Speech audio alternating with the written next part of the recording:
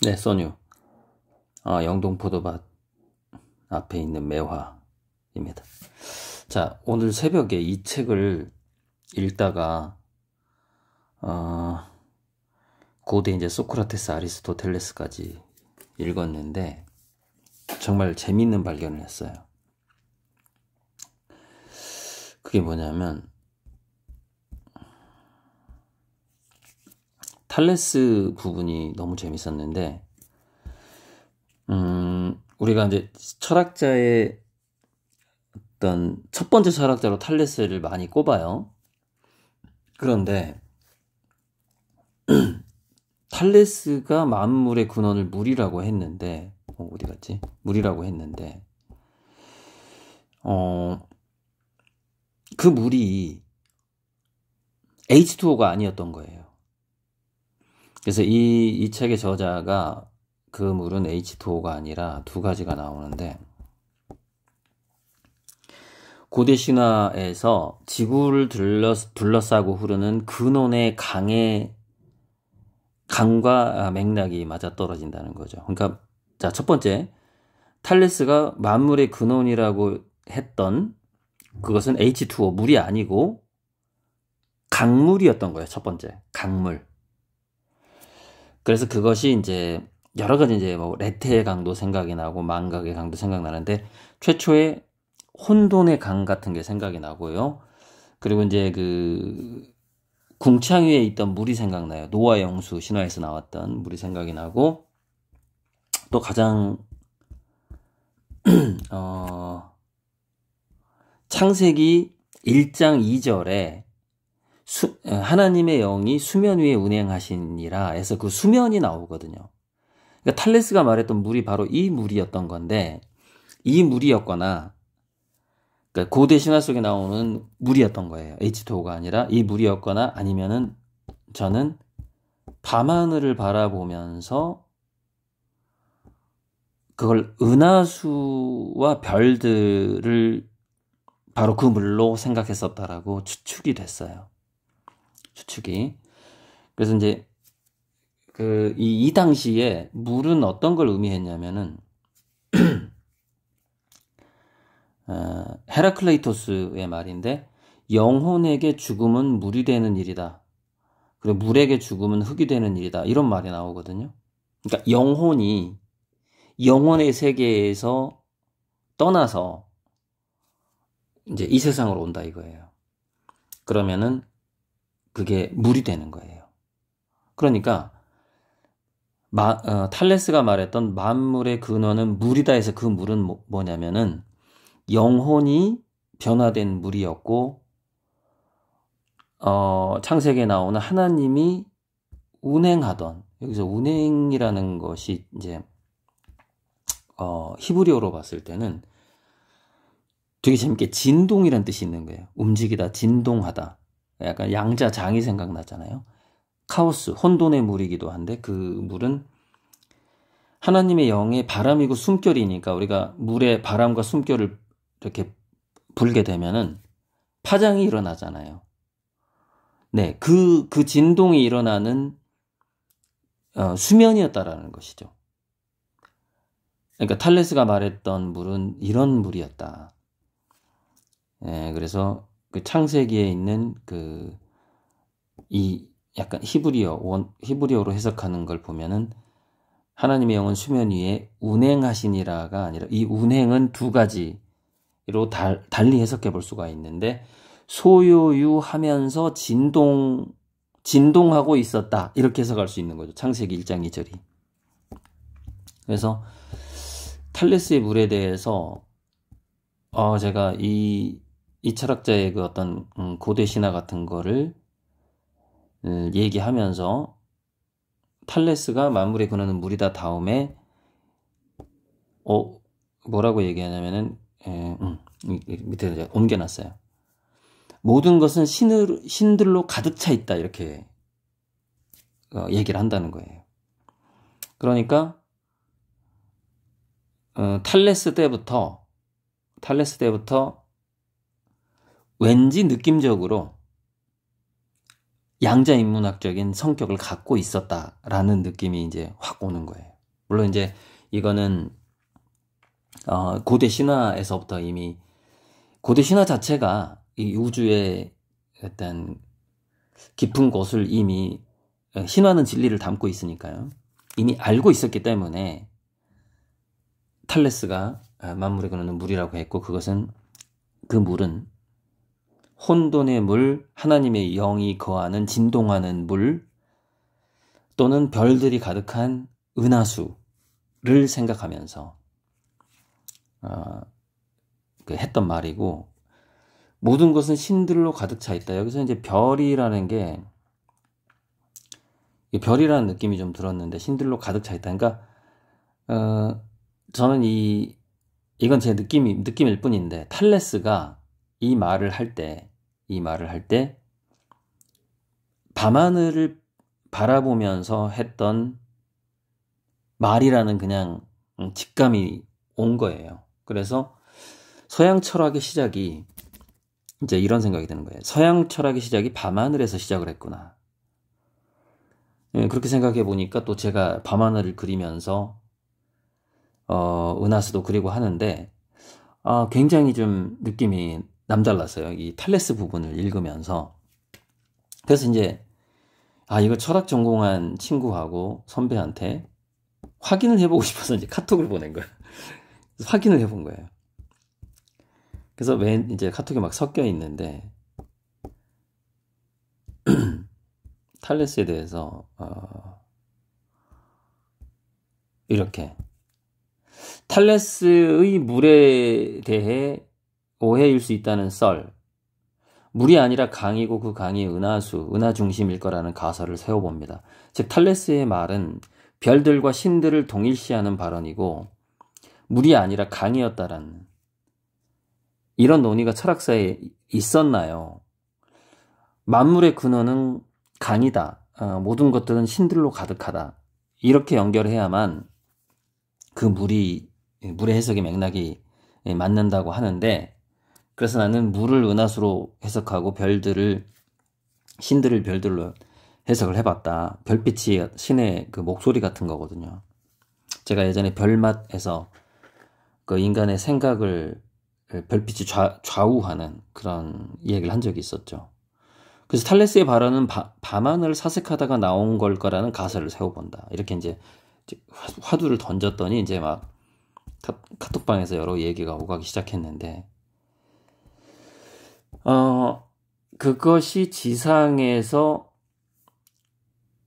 은하수가 지상에서 육체화 된다. 이건 좀 약간 중간에서 건너뛰었는데, 그러니까 이제 여기 이제 그 무주한의원 형이랑 대화를 나눌 때는 이 형은 동서양 철학을 다 철학 전공이고 동서양 철학을 다 한 사람이기 때문에 분석이 좀 좋아요. 한동석의 우주변화의 원리를 참고하면 물은 수의 상징이고 신은 화의 상징이다. 그러니까 화가 별빛이 신인 거죠. 화가 불빛이. 그래서 물이 신이 되었다가 다시 신이 물이 되는 그런 어떤 수화 순환을 우로 좀 봤을 것 같다. 우주변화의 원리에서. 그래서 하늘 중에서도 밤하늘이 별들이 뚜렷했고 별들의 운행을 보면서 거기서 상수학적 이치를 추론해내고 주역도 음양호행도 한이나 음력, 율력, 음악학도 그 이치를 기반으로 해서 확장되었다는 것 같아. 예. 그다음에 코두랑이라는 그거 있어요. 그래서 북두칠성의 기운이 1월과 5성에 연결되어 다시 지구로 내려와 생명의 기운이 되는데 이것들이 원자들, 분자들을 묶어주는 힘이 된다. 이런 얘기를 코두랑이라는 그런 책에서 한다라는 거죠. 그래서 우주 전체의 기운이 신이 되고 그게 다시 그 신이 지구로 내려와서 물이 된다. 그래서 은하수를 기와 신의 흐름으로, 영원의 흐름으로 보지 않았을까, 고대인들이. 그래서 1차적으로 드러난 게 은하수고 그것이 지상에서 지상에서 물질화 된 게 아닐까. 그래서 탈레스가 은하수를 보면서 만물의 근원은 물이다라는 말을 했었다라는 이제 추측을 해보는 거예요. 그 톡방에서 이렇게 대화를 나눠보는 거예요. 그래서 톡방은 지금 다 했나요? 네. 그래서 좀 중요한 대화만 제가 좀 캡처를 해봤는데, 그래서 그런데 이 이제 지천통에 대한 얘기가 나오는데요. 지천통과 이제 추계 시대에 대한 대화가 나왔어요. 그러니까 추계 시대라는 책을 보면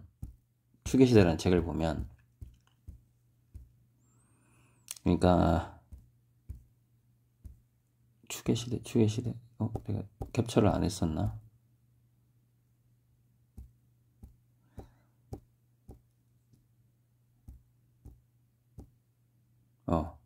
추계 시대에 이제 그 서문에 보면 이런 얘기가 나오는데,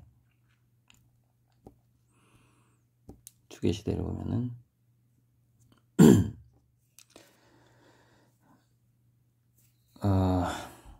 기원전 900년부터 기원전 200년까지 세계의 주요 종교와 철학이 탄생했던 시대를 추계 시대라고 한단 말이죠. 그런데 그 책에 대해서 이렇게 설명이 돼요. 추계 시대는 하늘을 올려다보며 자연의 힘을 경배하던 인간이 시선을 안으로 돌려 자아를 발견하고 내면의 신을 탐구하기 시작한 인류 정신 문명의 첫 번째 코페르니쿠스적 전환이었다. 이렇게 표현을 하죠. 그런데 여기서는 이렇게 동서양의 서로 교류가 없었을 건데 어떻게 내 지역에서 비슷한 시기에 그런 놀라운 혁명이 일어날 수 있었는가? 라고 얘기를 해요. 그런데 실은 그대로 가면은 교류가 엄청나게 있었다라는 것들이 이제 요즘 책들을 통해서 나오고 있어요. 자, 추계 시대에 대해서 또 하나. 그런데 이 추계 시대가 왜 지금 다시 추계 시대가 필요한가? 라는 그런 부분이 중요할 것 같은데, 이 다시 추계 시대가 필요하다라는 이야기가 제가 양자인문학이라는 것으로 어떤 신학, 철학, 과학, 예술, 신비학 그런 모든 것들을 한번 다시 총체적으로 이렇게 통합시키고 화해시키는 지금 그럴 필요가 있는 시기다라는 말을 하고 있고, 또 저 댓글에도 단 바가 있는데, 지금 이렇게 된 거예요. 추기 시대 이후에 과학기술이 발달하면 발달할수록 인간의 폭력도 더 강하게 발달을 하고 있다라는 것이죠. 그래서 뭐냐면은 또 다른 추기 시대가 오지 않으면 이 행성을 구하지 못할 거라 이거예요. 어떤 새로운 정신적 혁명이 없으면 이 행성을 구하지 못할 것이다. 라면서 이제 이 추계 시대라는 책을 쓴 저자가 얘기를 한 겁니다. 그런 필요성으로. 자, 그 윗부분도 재밌는데, 그러니까 인간이 신화의 세계에서 벗어나서 인간 자신에게 집중하기 시작하면서 추계 시대가 열리긴 했는데, 이게 이제 그 어떤 신화의 세계와 인간, 이 하늘의 세계와 땅의 세계가 분리되기 시작했다라는 거예요. 그래서 이거를 이제 도올 김용옥 선생이나 그 학자들이 뭐라고 부르냐면은 절지천통이라고 해요. 그러니까 땅과 하늘에 통하는 것이 절단났다, 끝나버렸다 이거예요. 절지천통. 그래서 다시 재지천통을 해야 된다라는 것이죠. 재지천통. 그래서 그 그러니까 절지천통에서 재지천통을 해가는 데 있어서 저는 이제 양자역학이 굉장히 중요한 역할을 할 거라고 보고 있고, 그렇기 때문에 양자인문학이라는 어떤 새로운 운동 같은 거, 양자인문학 운동 이런 거를 하고 있는 거고, 제 그림은 그 양자인문학 운동을 하는 데 있어서의 그 이미지의 파트를 담당하고 있는 것이죠. 제 지천 통해서 그렇게 볼 수가 있는데, 그래서 천은 양, 창조적 역동성이고, 무, 지는 충체적 관계장이고, 유, 이는 중, 주체적 전략적 실천성. 인간이 여기서 역동성과 액션을 담당하고 있는 거죠. 제 지천통에 있어서. 그러니까 이게 하나의 우리 인간에게 주어진 어떤 운명이자 게임 같은 거라고 느낌이 오거든요. 그래서 추계 시대의 통찰들이 여기 이제 이 형이 이렇게 얘기하죠. 추계 시대의 통찰들의 유효성이 마감된 시대이고, 지금은 추계 시대의 통찰을 넘어서는 새로운 사유가 필요한 시대이다. 서구의 최근 사조에서는 이런 분위기가 분명히 드러나고 있다. 이제 그것을 동학이나 김지하의 생명사상에서 찾기도 하고 등등등 이러고 있다라는 거예요. 불교에서 찾자니 좀 올드해 보이고 그런 거죠. 그래서 저는 이제 그 명칭을 양자인문학이라고 한번 정해본 겁니다. 자, 그 부분을 얘기하고 마무리하면 될 것 같은데, 추계 시대에서는 동서양의 교류가 별로 없었는데 어떻게 그 당시에 한꺼번에 그런 인간의 이 축에 이제 이 기축이에요, 기축. 축이 될 만한 그 사유들이 이렇게 터져 나왔었는가라고 얘기하고 있는데, 여기에 대해서 이제 제가 과거에 읽었던 책 2권을 소개하고 싶어요. 궁창 위의 물은 아까 소개했죠. 그러니까 고대 신화로부터 이렇게 하늘 위에 은하수가 지구를 둘러싸고 있는 것 같은 이런 신화가 있었는데, 이게 저는 은하수랑 좀 연결이 되는 것 같단 말이죠. 노아 형수 신화도 그렇고.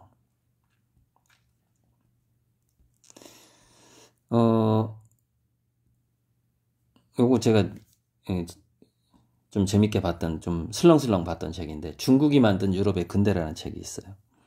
그래서 유럽이 얼마나 중국을 배우려고 노력을 했었는지, 이제 그런 부분. 이거는 이제 추계 시대 이후의 상황인데, 그러니까 추계 시대 이후에도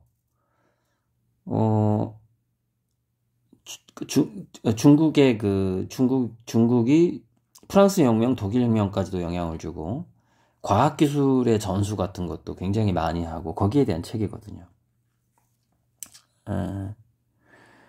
그래서 아무튼 유럽 사람들이 그 유럽에서 과학기술이 발달하기 전까지 중국을 굉장히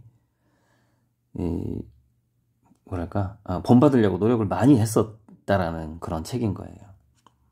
자, 추기 시대 이전에 대해서 이제 한 권 책을 좀 추천하자면, 이게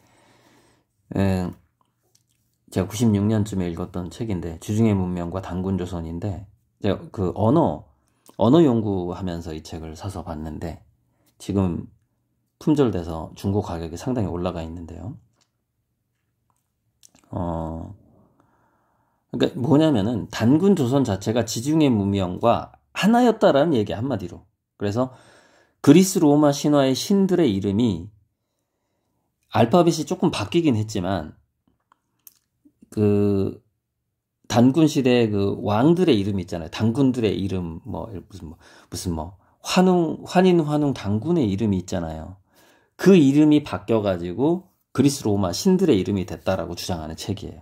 근데 정말 재밌게 봤어요. 이 책 한 2번 이상 본 것 같아요. 이거 너무 재밌어가지고. 그래서 추기 시대 이전부터 동서양의 교류가 없었던 게 아니라 아예 동서양이 하나였던 거예요. 그렇게 봐야 됩니다. 그러니까 단군조선도 지중해권의 또 단군조선의 영역이었고, 그리스 로마권인 자체가 그랬던 거죠.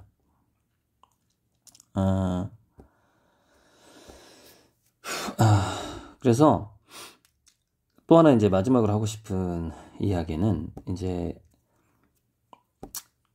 제가 동양 사상이 서양 철학보다 훨씬 체계적이고 훨씬 완성되어 있고 이제 그런 얘기를 전부터도 했는데 그게 이제 이런 썰이 있어요.